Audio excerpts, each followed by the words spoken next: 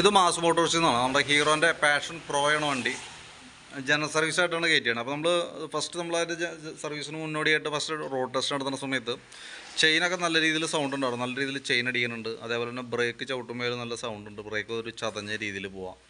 അതപ്പോൾ speedometer working അല്ല, അങ്ങനെ 1-2 കംപ്ലയിൻറ്റുകൾ നമ്മൾ പ്രത്യക്ഷത്തിൽ നമുക്ക് ഓടിക്കുമ്പോൾ തന്നെ കിട്ടുന്നുണ്ടായിരുന്നു. അപ്പോൾ നമ്മളതുമായി ബന്ധപ്പെട്ട് നമ്മൾ വണ്ടി കയറ്റി സർവീസിന് വേണ്ടിയിട്ട് അയച്ചിട്ടുണ്ട്. അപ്പോൾ അതിൻ്റെ ബാക്ക് ബ്രേക്കിൻ്റെ ലൈനറൊക്കെ നോക്കുമ്പോൾ ലൈനർ കമ്പനി ലൈനറാണ്, പക്ഷേ എന്നാൽ പോലും നമുക്ക് അതിൻ്റെ ലൈനറിൻ്റെ ചില ഭാഗങ്ങൾ കൃത്യമായിട്ട് ഇതിനകത്ത് പിടിക്കാത്തൊരു സിറ്റുവേഷൻ ഉണ്ട്. തന്നെയല്ല ആ ലൈനറുമ്പോൾ നോക്കുമ്പോൾ അത്യാവശ്യം സ്ക്രാച്ചസ് വന്നിട്ടുണ്ട്. അപ്പോൾ അത് നമ്മൾ ചെക്ക് ചെയ്യുന്ന സമയത്തുണ്ടല്ലോ, അതിൻ്റെ ഈ ഹബ്ബ് ഉണ്ടല്ലോ, വീലിൻ്റെ റിയർ വീലിൻ്റെ ഹബ്ബ്, ഇത് എത്രയും ഭാഗം തേയ്മാനം വന്നു പോയേക്കാം. ഇവിടെ ലൈനർ ഒരഞ്ഞ് ശരിക്കും കുഴിയായേക്കാണ്. അപ്പോൾ ശരിക്കും ഇത് സാധാരണ രീതിയിൽ ചെറിയൊരു സ്ക്രാച്ചൊക്കെ ആണെങ്കിൽ നമുക്കൊന്ന് ലെയ്ത്തിൽ കൊടുത്താൽ ഒന്ന് പോളിഷ് ചെയ്തിട്ട് കയറ്റാം. പോളിഷ് ചെയ്യാന്ന് പറഞ്ഞാൽ ആ തേയ്മാനം വന്ന ഭാഗം വരെ കട്ട് ചെയ്ത് എല്ലാം ഒരേ ലെവലിലേക്ക് ആക്കുക. അതാണ് ശരിക്കും പോളിഷിങ് കൊണ്ട് ഉദ്ദേശിക്കുന്നത്. പക്ഷേ ഇത് അങ്ങനെ ചെയ്യുമ്പോഴുള്ള പ്രോബ്ലം എന്ന് വെച്ചാൽ ഇത് നല്ല ഡീപ്പായ രീതിയിലേക്ക് ഇറങ്ങിപ്പോയിട്ടുണ്ട്. അങ്ങനെ ചെയ്യുമ്പോൾ എന്ത് പറ്റുമെന്ന് വെച്ചാൽ മാക്സിമം എൻഡിലേക്ക് പോവുകയും ചെയ്യും. തന്നെയല്ല നമുക്ക് ആ ബ്രേക്ക് ലൈനർ നമ്മൾ പുതിയത് സെറ്റ് ചെയ്താലും അതിന് ലൈഫ് കിട്ടില്ല. പെട്ടെന്ന് നമുക്കത് മാറ്റേണ്ട ഒരു സിറ്റുവേഷൻ വരും. ഇതിപ്പോൾ നമുക്ക് നിലവിൽ 48,000 കിലോമീറ്ററാണ് മീറ്ററിൽ കാണിക്കണേ. പക്ഷേ 48,000 കിലോമീറ്റർ കൊണ്ട് ഇത്ര സാധാരണ ഇതിൽ ഇങ്ങനെ കംപ്ലൈൻറ്റ് പൊതുവെ അങ്ങനെ വരാറില്ല.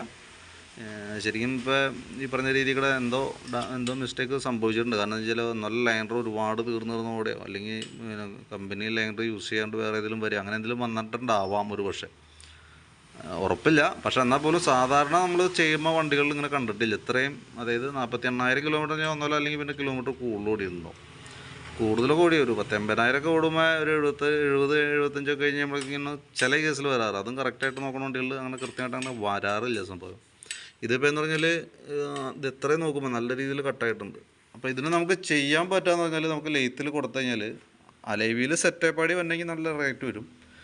4,000 രൂപ റേഞ്ചൊക്കെ റേറ്റ് വരുന്നുണ്ട്. അപ്പോൾ നമുക്ക് ലെയ്ത്തിൽ കൊടുത്തു കഴിഞ്ഞാൽ നമുക്ക് ഈ വന്ന പൈസ ഉണ്ടല്ലോ, ഈ ഡ്രം വന്ന ഐറ്റം, അത് ഫുള്ളായിട്ട് കട്ട് ചെയ്ത് കളഞ്ഞിട്ട് ഓൾറെഡി പുതിയത് അതുമേക്ക് കയറ്റി സെറ്റ് ചെയ്തിട്ട് കറക്റ്റ് നമ്മുടെ കമ്പനി ആ വന്ന ലൈനറിൻ്റെ അതേ അളവിൽ കറക്റ്റ് ചെയ്ത് ഇടുക. അപ്പോൾ ശരിക്കും പുതിയൊരു വീലിൻ്റെ അതേ ഒരു ഇത് കിട്ടുകയും ചെയ്യും, ബ്രേക്കിങ് ക്ലിയർ ആവുകയും ചെയ്യും.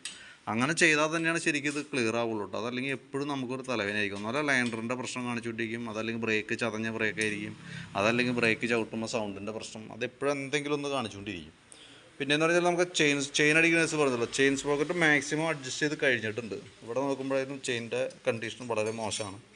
ചെയിൻ സ്പോക്കറ്റ് മാറേണ്ട ടൈമാണ്. അപ്പം ചെയിൻ സ്പോക്കറ്റ് കൂട്ടത്തിൽ കൂടെ മാറ്റി വിടാം. അതേപോലെ തന്നെ എയർ ഫിൽറ്ററൊക്കെ നമ്മൾ ക്ലീൻ ചെയ്യാൻ വേണ്ടി അയച്ചു. അപ്പോൾ എയർ ഫിൽറ്ററൊക്കെ മാറ്റേണ്ട ഒരു ടൈമിലേക്ക് എത്തിയിട്ടുണ്ട് കേട്ടോ. ശരിക്കും പറഞ്ഞാൽ ഇത് ശരിക്കും യെല്ലോ കളറാണ് ശരിക്കും ഇതിൻ്റെ ഈ പേപ്പറിൻ്റെ കളറ്. പൊടിയൊക്കെ പിടിച്ച് വരുമ്പോഴാണ് ഈ ഒരു അവസ്ഥയിലേക്ക് വരാം. അതേപോലെ തന്നെ എയർ ഫിൽറ്റർ മാറ്റുന്ന കൂട്ടത്തിൽ തന്നെ പ്ലഗും കൂടി നമുക്ക് മാറ്റി സെറ്റ് ചെയ്യാം. കാരണം എയർ ഫിൽറ്ററും പ്ലഗും ശരിക്കും ഒരു പ്രാവശ്യം മാറ്റിയിട്ട് അടുത്ത 10,000 കിലോമീറ്ററിൽ മാറ്റി പുതിയത് സെറ്റ് ചെയ്യണം. അത് കംപ്ലൈൻറ്റ് ആവാനോ കൂടുതൽ പൊടിയാവാനോ നോക്കിക്കരുത്.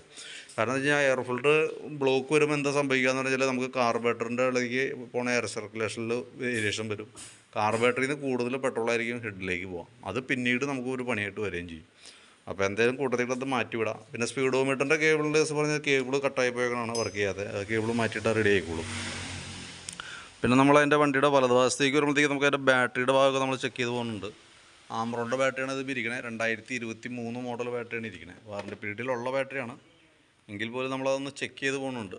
സർവീസിനകത്ത് ഓൾറെഡി ബാറ്ററി ടെസ്റ്റൊക്കെ ഉള്ളതാണ്, അതുകൊണ്ട് കേട്ടോ.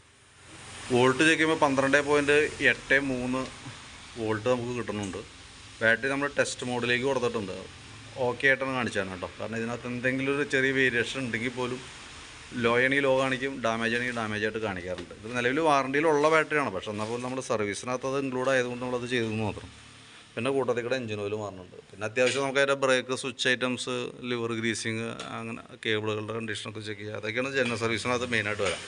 പിന്നെ ഓയിൽ പമ്പിങ്ങിൻ്റെ എഞ്ചിനകത്ത് തന്നെ ഓയിൽ പമ്പിങ്ങിൻ്റെ കേസ് നോക്കണം. അതേപോലെ തന്നെ ടാപ്പറ്റ് ക്ലിയറൻസ് ചെക്ക് ചെയ്യേണ്ടതായിട്ടുണ്ട്. പിന്നെ എല്ലാ ഇലക്ട്രിക്കൽ ഭാഗങ്ങളും ലൈറ്റുകൾ കാര്യങ്ങളൊക്കെ നമ്മൾ കൂട്ടത്തിൽ കൂടെ നോക്കണം. വണ്ടിയുടെ സസ്പെൻഷൻ്റെ ചെക്കപ്പ് കാര്യങ്ങൾ നടത്തണം, ഷോക്കിൻ്റെ കണ്ടീഷൻ നോക്കണം, ഫ്രണ്ട് കോൺസെപ്റ്റിൻ്റെ ഭാഗം ചെക്ക് ചെയ്യണം.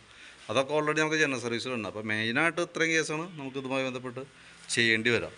അപ്പോൾ ഞാനതിൻ്റെ ഏകദേശം ഇപ്പോൾ ഹബ്ബ് സ്ലീവ് ചെയ്തടക്കം വരുമ്പോൾ ഏകദേശം എത്ര വരും ഇതൊരു എസ്റ്റിമേറ്റാക്കി നോക്കിയിട്ട് അതിൻ്റെ ഒരു ഡീറ്റെയിൽസ് ഒന്ന് വാട്സാപ്പിലേക്ക് സെൻഡ് ചെയ്ത് തരാം. അപ്പോൾ നോക്കിയിട്ടൊന്ന് റിപ്ലൈ ഇടാം. പക്ഷേ ഹബ്ബ് സ്ലീവിൽ ചെയ്യാനായിട്ട് പോകുമ്പോൾ നമുക്ക് താമസം വന്നതാണ്.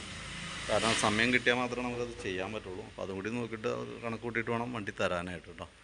അപ്പോൾ ഞാൻ ഡീറ്റെയിൽസ് വാട്സാപ്പിലേക്ക് ഒന്ന് സെൻഡ് ചെയ്ത് തരാം. നോക്കിയിട്ടൊന്ന് റിപ്ലൈ ഇട്ടാൽ മതി. ഓക്കെ.